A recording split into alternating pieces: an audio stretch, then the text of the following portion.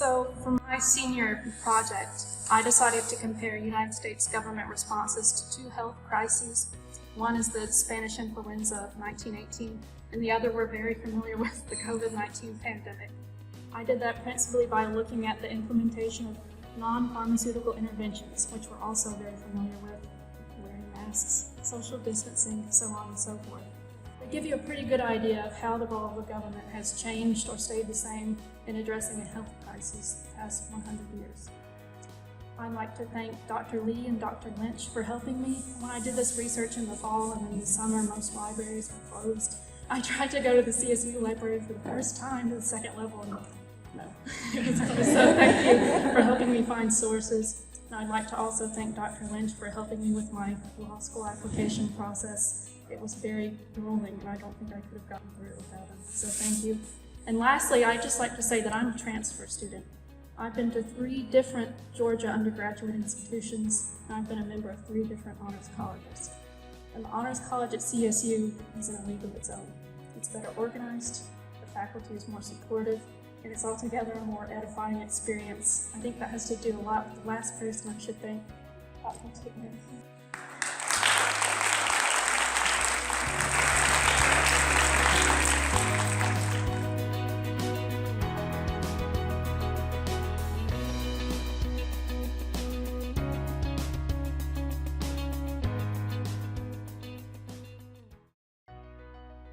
Research was Are Literacy-Based Behavior Interventions Evidence-Based Practices?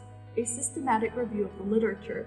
For this, I looked at an intervention that can be used to teach people with intellectual and developmental disabilities functional skills such as hand washing, brushing your teeth, and other daily living skills that you need to function more independently. We found that by looking at the CEC, the Council for Exceptional Children, standards for evidence-based practices, that these were effective ways to teach. That was very exciting and led to an outgrowth, which was AbleFly, which is an app that puts all of these interventions into like a library/database and can show caregivers and parents and teachers how their students are progressing towards these skills. All these people, I really could not have done it without them. My mom's right there, and my dad's right there, and my 2 sisters back there, and my grandmother, and all the countless people I wish I could pack into this building. So thank you all very much. I really appreciate it.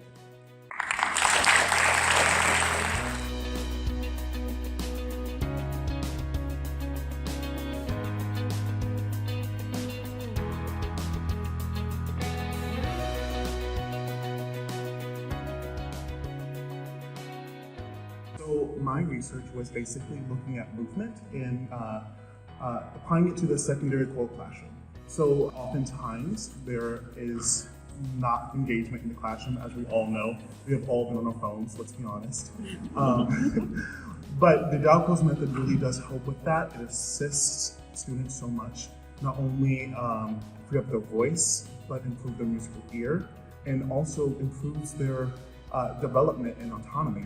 I would like to thank Dr. Fota, who is my thesis advisor, as well as Dr. Tom Twitz and Dr. T. They have been such great help, and as well as all of the Schroep faculty.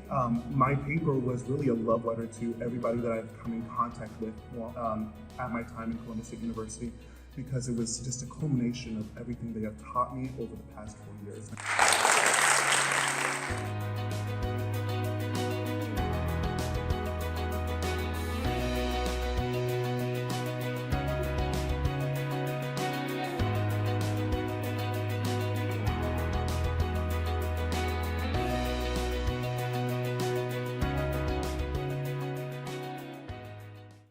I also did my research in the Chattahoochee River and 2 of its tributaries, so I was looking at the background levels to see if intersex was naturally occurring in the largemouth bass. So I actually studied fish from Lake Oliver, which is right here, and Lindsay Creek and Heiferhorn Creek.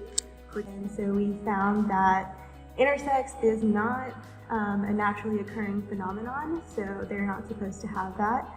And that was a great finding, because a lot of previously published studies have not determined this yet. So mine would be one of the first that would determine whether or not large cell classes do have intersex.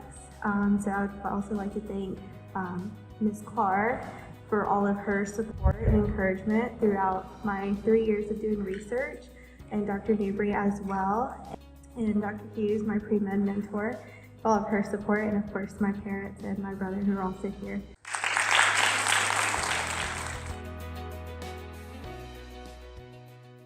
So for my project, I looked at issues of race and income in Midtown Columbus. So one of the things that I always realized growing up near Midtown was the racial, economic, and geographic divide between communities living on either side of Lincoln Road. So the goal of my project was to combine GIS mapping with urban morphology to reveal the relationship between racial and economic inequality in Midtown with the design of streets and neighborhoods.